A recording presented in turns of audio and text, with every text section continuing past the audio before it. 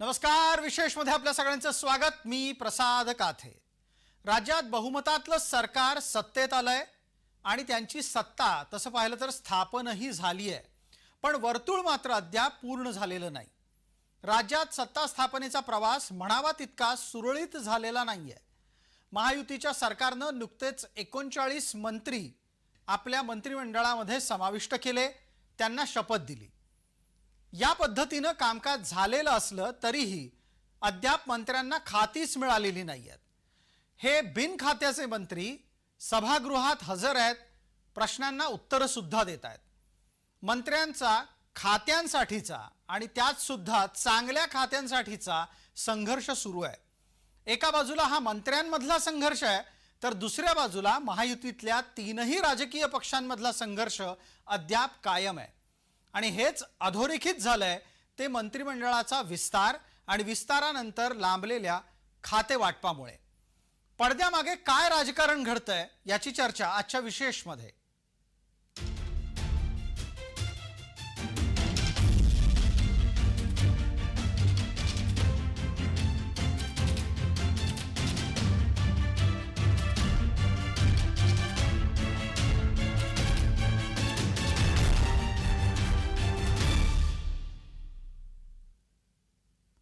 महाराष्ट्रात सत्तेत आलेल्या महायुतीच्या मंत्री परिषदेमध्ये समन्वयी सत्ता वाटप झालंय की नाही ते आधी पाहूयात। या निमित्तानं तुम्हाला मंत्री परिषदेचा कोटा काय आहे ते कळेल। भारतीय जनता पार्टीकडे 21 मंत्रिपदं आलेली आहेत, शिवसेनेकडे 12 तर राष्ट्रवादीकडे 10। पहिल्या टप्प्यामध्ये मुख्यमंत्री आणि 2 उपमुख्यमंत्री मिळून 3 जणांनी शपथ घेतली होती, आता 39 जणांनी शपथ घेतली आहे। यामुळे 39 अधिक 3 म्हणजे 42 मंत्री बनलेले आहेत, तर उरलेलं एक मंत्रिपद अद्याप रिक्त आहे आणि त्याच्या भरोशावर येते काही दिवस किंबहुना पुढचे 5 वर्ष राजकारण होईल असं म्हटलं तर वावगं ठरणार नाही।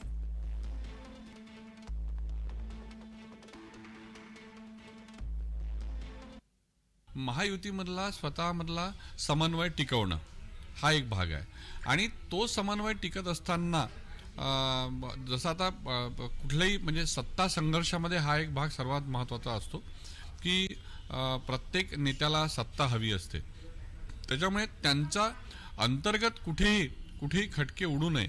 ज्या पद्धतीने विधानसभा निवडणुकींच्या वेळा त्यांनी समंजसपणा दाखवला, तर मला वाटते तो समंजसपणा टिकवताना कदाचित त्याच्याच करता मुख्यमंत्री देवेंद्र फडणवीस यांची गटनेता म्हणून निवड झाली असेल, कारण ते समर्थपणे हे सांभाळू शकतात। फडणवीसांनी मंत्री परिषदेचा विस्तार करत असताना ज्या पद्धतीने विभागनिहाय मंत्रिपद वाटली आहेत ती कशी आहेत ते पहा।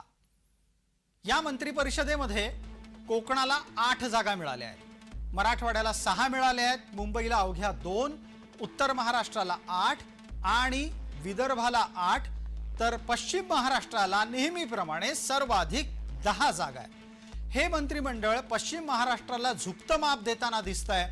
कोकण, उत्तर महाराष्ट्र, विदर्भ हे समान संख्येचे मंत्री घेऊन जात आहेत, तर मराठवाड्याला 6च मंत्रिपद आहेत। मुंबईमध्ये चांगलं यश मिळून सुद्धा मुंबईत अवघी 2 मंत्रिपदं या मंत्री परिषदेत फडणवीसांच्या सरकारात मिळताना दिसत आहेत।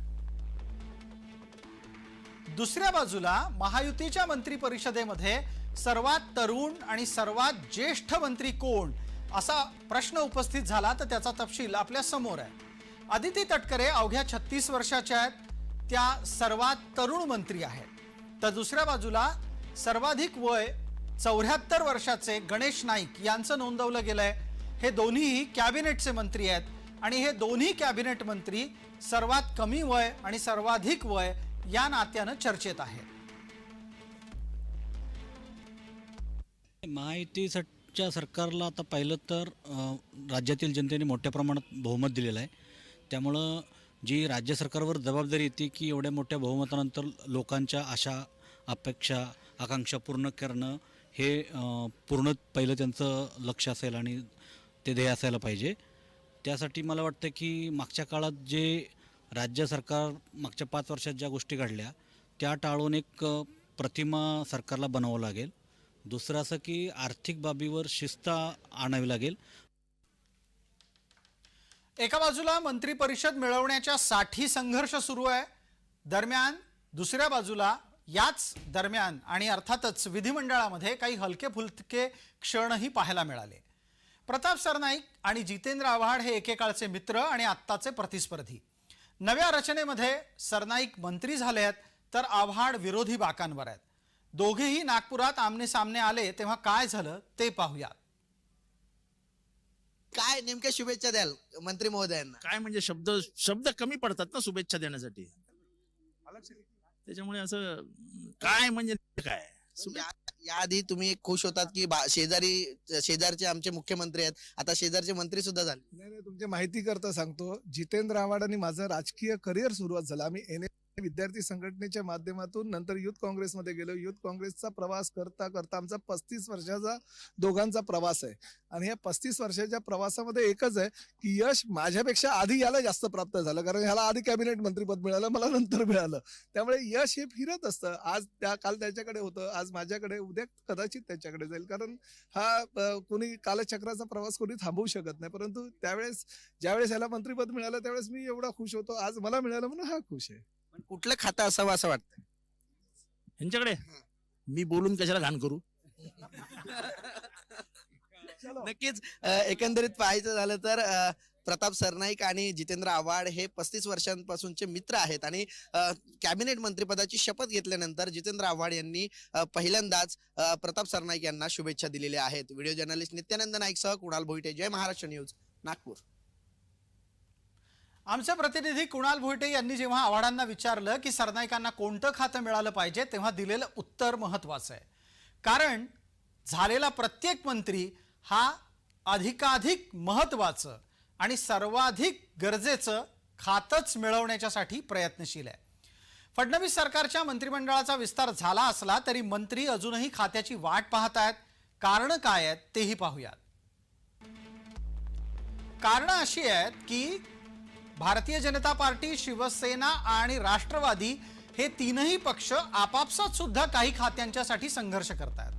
गृह, वित्त, ऊर्जा, नगरविकास ही अशी खाती आहेत जी भाजपाला संपूर्णपणे स्वतःकडे ठेवायची आहेत. या उलट शिवसेनेला सुद्धा गृह, नगरविकास, गृहनिर्माण ही 3 खाती पूर्णपणे स्वतःकडे हवी आहेत. या सगळ्या चर्चेच्या दरम्यान अजित पवार हे नेहमी वित्तमंत्री राहिलेत. पर्याय स्वरूप त्यांनाही वित्त मंत्रालय स्वतःकडे हवंय. भारतीय जनता पार्टीच्या ऐवजी उपमुख्यमंत्री पदावर बसल्यानंतर वित्त मंत्रालय गेल्या सरकारप्रमाणेच याही सरकारमध्ये स्वतःकडे असावं असा अजित पवारांचा आग्रह आहे. वित्त सोबतच ऊर्जा आणि जलसंपदा या 2 महत्त्वाच्या खात्यांवर राष्ट्रवादीचा दावा आहे. थोडक्यात काय तर कमळाच्यासाठी म्हणजेच भारतीय जनता पार्टीला गृह, वित्त, ऊर्जा, नगरविकास, शिवसेनेच्यासाठी गृह, नगरविकास, गृहनिर्माण, राष्ट्रवादीच्यासाठी वित्त, ऊर्जा, जलसंपदा ही खाती महत्त्वाची ठरली आहेत. अजून खाते वाटप जे आहे ते जाहीर झालेलं नाही. पहिली गोष्ट, कोणत्या पक्षाला कोणती खाते मिळणार हे अजून जाहीर झालेलं नाही. त्यामुळे आत्ता काहीच सांगता येणार नाही. आज रात्री उशिरापर्यंत ते खाते वाटप जाहीर व्हायची अपेक्षा आहे आणि त्याच्यामध्ये कळेल की कोणाला काय मिळालं ते. एकीकडे महायुतीच्या राजकीय पक्षांमध्ये चढाओढ लागलेली असताना महत्त्वाच्या 10 खात्यांसाठी कोण स्पर्धेत आहे ते पहा. पहिली स्पर्धा स्वाभाविकरित्या चंद्रशेखर बावनकुळे आणि चंद्रकांत पाटील यांच्यात आहे. हे दोघंही भाजपाचे नेते आहेत. तर भाजपातच पंकजा मुंडे आहेत. मात्र त्यांची स्पर्धा चांगल्या खात्यासाठी धनंजय मुंडेंशी सुद्धा आहे. दुसऱ्या बाजूला जळगाव मधले हे 2 नेते आहेत. त्यांची परस्परांशी स्पर्धा आहे. गिरीश महाजन विरुद्ध गुलाबराव पाटील चांगल्या खात्यांसाठी संघर्ष करताना दिसत आहेत.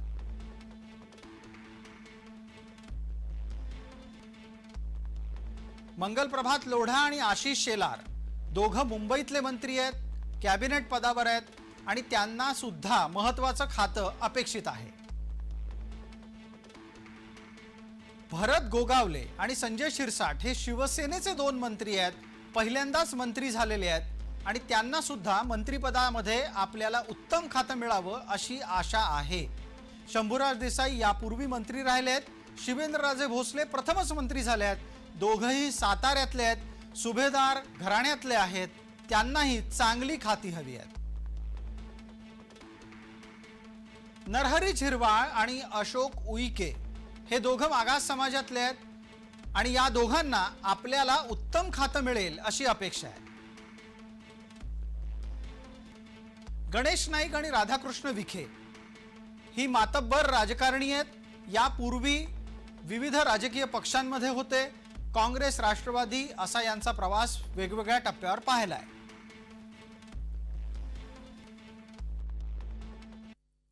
फडणवीस यांची काल पहिली कॅबिनेट घेतली, त्यात त्यांनी स्पष्टपणे सांगितले की परफॉर्मन्स बघितला जाईल. तर तो परफॉर्मन्स मागचाही बघितला जाईल आणि आत्ताचा पुढचा जो कोण करू शकेल त्याच्या दृष्टीने ते खाते वाटप दिलं जाईल. मला वाटत नाही ज्येष्ठता वगैरे अशी बघतो. आता असं आहे की बावनकुळे आलेले आहेत, तर बावनकुळेचा 4था नंबर आहे याच्यामध्ये. एकूण त्या हेरार्कीमध्ये बावनकुळे 4था नंबर राहतील. सरकारला प्रचंड बहुमत असल्यामुळे हे सरकार स्थिर आणि 5 वर्ष कार्यकाल पूर्ण करेल अशी परिस्थिती आहे. त्यामुळे आमदारांमध्ये, तिन्ही पक्षाच्या आमदारांमध्ये अत्यंत रस्सीखेच मंत्रिपदावरून होती. आणि आपल्याला पहिल्यांदाच असं दिसेल की महायुतीमध्ये मंत्रिपद न मिळाल्यामुळे जाहीररित्या नाराजी, जाहीररित्या प्रतिक्रिया अशी आजची परिस्थिती सध्या दिसत आहे. त्यामुळं जशी मंत्रिपद मिळवण्यासाठी रस्सीखेच होती, तसं चांगलं खातं मिळावं एक त्यासाठीच देखील महायुतीमध्ये 3 पक्षात आणि पुन्हा तिन्ही पक्षातल्या आलेल्या मंत्र्यांमध्ये देखील रस्सीखेच आहे. यात काही लपून राहिलेलं नाही. कॅबिनेटच्या पलीकडे राज्यमंत्र्यांमध्येही महत्त्वाच्या खात्यांसाठी स्पर्धा आहे आणि त्यात सुद्धा महिला आमदारांमध्ये आणि ज्या आता आमदारातून मंत्री झाल्या आहेत त्याही स्पर्धेत आहेत. हे वेगळं सांगायला नको.